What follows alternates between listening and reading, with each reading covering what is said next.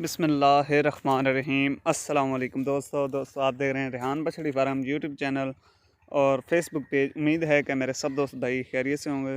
दोस्तों वीडियो शुरू करने से पहले अगर आप हमारे चैनल पर नए हैं तो चैनल को सब्सक्राइब कर लें, साथ बेल आइकन को प्रेस कर दें क्योंकि हर आने वाली नोटिफिकेशन आप तक पहुँचती रहे। तो दोस्तों वीडियो को स्टार्ट करते हैं। माशाल्लाह चेक करें, इम्पोर्टेड फ्रीजियन है प्यारे भाई, इम्पोर्टेड फ्रीजियन है।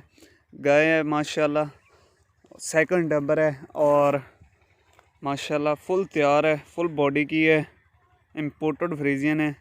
अगर कोई मेरा भाई लेने का ख्वाहिशमंद हो तो आपकी स्क्रीन पर हमारा कॉल व्हाट्सअप नंबर दिया गया है, इस नंबर पर रब्ता करके ऑनलाइन भी ले सकते हैं या विज़िट करना चाहें तो लोकेशन हमारी ज़िला लिया शहर फतेहपुर। इंशाल्लाह बगैर ऐब नुक्स के और मंडी से कम रेट पर रेहान बछड़ी फार्म एतमाद का नाम है प्यारे भाइयों। माशाल्लाह चेक करें, गाय की लेंथ चेक करें और माशाल्लाह अडर क्वालिटी भी बहुत है माशाल्लाह, बगैर ऐब नुक्स की और मंडी से कम रेट पर।